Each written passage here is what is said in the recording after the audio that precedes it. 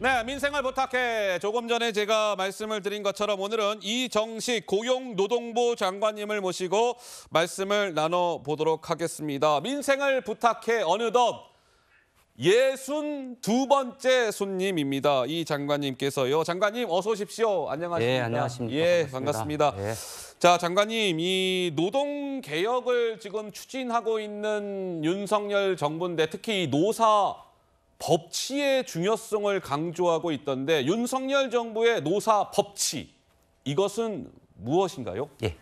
오늘 어느 신문에 봤는데 어떤 30대 노동자가 이제 아버지가 뭐 이제 임금 체불 때문에 뭐 시위하고 뭐 그런 관련해서 이런 얘기를 하더라고요. 법은 지키라고 있는 거 아닙니까? 이런 얘기 당연한 거 아니겠어요? 당연한 거죠. 그래서 예. 왜 법치가 왜 중요하냐 그러면 사람들이 당연하기 때문에 답을 못하는 아이러니가 있는데 노동개혁과 노사법치가 어떤 관련성이 있는지 설명을 드리겠습니다. 먼저 예. 노동개혁의 목적은 지속 가능한 노동시장 노사관계.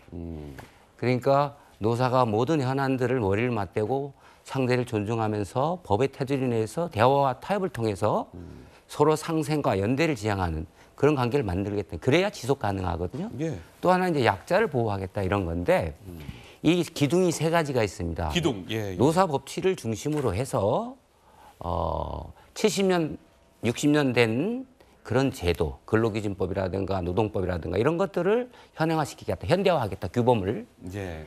이제 또 하나는 이중구조, 그러니까 뭐 대기업의 그다음에 중소협력업체의 비정규직은 뭐 같은 일을 하면서도 반도 못 받는 이런 이중구조를 개선. 이게 이제 세 가지 축인데 예. 그 핵심에 노사 법치가 있는 겁니다. 아. 그런데 노동개혁을 하면 제도도 바꾸고 의식과 관행도 바꿔야 되는데 예. 이 의식과 관행이 법을 우습게 알거나 법을 무시하거나 지키지 않으면 결국 개혁은 제도 개선으로 나가는데 예. 법을 안 지키는 제도 개선은 의미가 없는 의미가 거예요. 없죠. 예, 그래서 예. 법치가 출발점이고 그리고 마지막 궁극적으로 예. 도달하는 목표다 이렇게 볼 수 있는데 노사관계도 예외는 아니죠. 노사관계라는 게 노동조합을 만들어서 회사랑 교섭을 하고 네, 네. 합의를 하잖아요. 예. 단체 협의를 하는데 그것도 일종의 법이거든. 그러니까 자기들이 헌법과 관련 법에 의해서 자기들이 스스로 만든 규범, 법을 지키겠다고 하면서 정부가 국회에서 국민의 대표가 만든 법을 지키도록 감독하는 걸 못하겠다. 이건 말이 안 되는 거고. 마지막으로 네, 네, 네. 그래서 저희가 이제 한 세 가지 정도를 하고 있어요. 첫째는 예. 청년들이 직장에 나갔을 때 뭐 금수저, 뭐 그다음에 노조 찬스 뭐 이런 거 있잖아요. 그래서 고용 세습이라든가 그다음에 갑질 뭐 이런 것들을 없애는데 첫째는 공정채용법을 저희가 개정을 해서 예. 지금 채용 절차법인데 그 노동자들이 입직할 때부터 이제 법을 지키는 문화를 만들고 둘째는 이제 들어가서 보니까 임금을 떼먹는다 할지 그다음에 포괄임금 괴롭힘 예. 이런 것들이 있을 때 이런 것들을 저희가 엄정하게 법치로 확립하겠다 이제 이런 것이고요. 마지막으로는 이제 노동조합도 회계 공시를 통해서 투명하게 운영하도록 하겠다 이런 겁니다. 그렇군요. 노동 법치가 그런 것이었군요. 장관님께서 쭉 설명을 주셨는데요.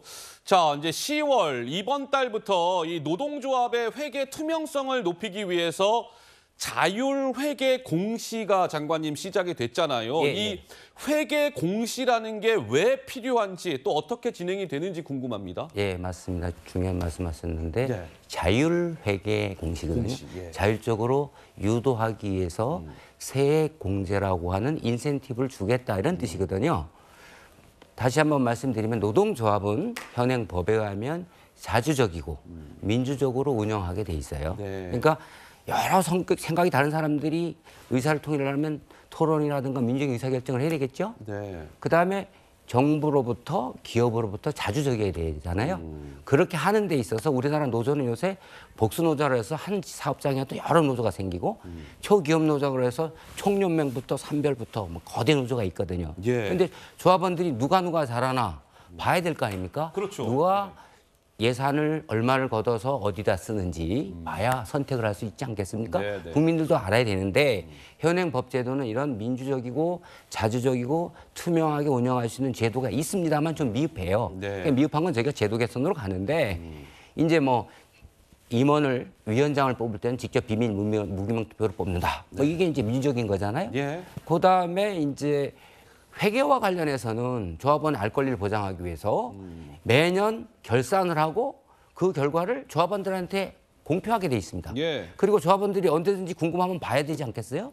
그래서 회계 관련 서류를 비치하고 보존하게 돼 있습니다. 예. 그래서 정부가 이제 이걸 하고 있는지 저희가 지난번에 한번 자율적으로 점검해서 내라. 그런데 대부분의 노조가 협조를 했는데 일부 노조가 네. 아이고 뭐 탄압이다 그러는데 근데 말도 안 되는 소리고 그래요? 마지막으로 이제 회계 공시와 세액 공제를 연결시켜서 인센티브를 준다고 했는데 그게 뭐냐면 그 세액 공제는 예. 노동조합에 대해서 국민의 피 같은 세금으로 도와주는 거거든요. 예. 조합비를 운영해야 되는데 그동안에 노동조합의 사익의 역할 때문에 세금으로 세액을 세금 낸 걸 돌려줬다는 거죠.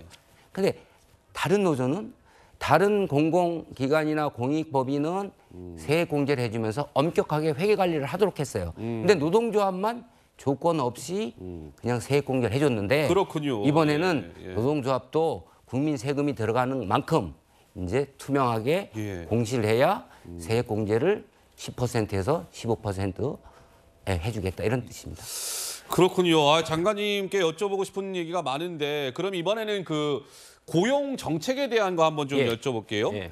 이달 초에 육아기 근로시간 단축제도 확대 법안이 이제 의결이 됐습니다. 그래서 부모 공동 육아에 인센티브를 확대하는 내용의 개정안이 또 입법이 예고가 됐단 말이죠. 이 장관님께서는 저출산 고령화 시대의 이 육아 부담 경감을 어떻게 추진해 나갈 생각이신지도 말씀해 주시죠. 예, 그렇습니다. 이번에 노벨 경제학상 받은 여성학자가 한국의 저출산 문제를 심각하게 보면서 이제 조직 문화 문제라든가 이 직장 내 여성 차별, 임금 격차 문제를 얘기를 했는데 지금 우리가 학기 출산율이 2분기 현재 이제 0.7로 심각한 문제잖아요.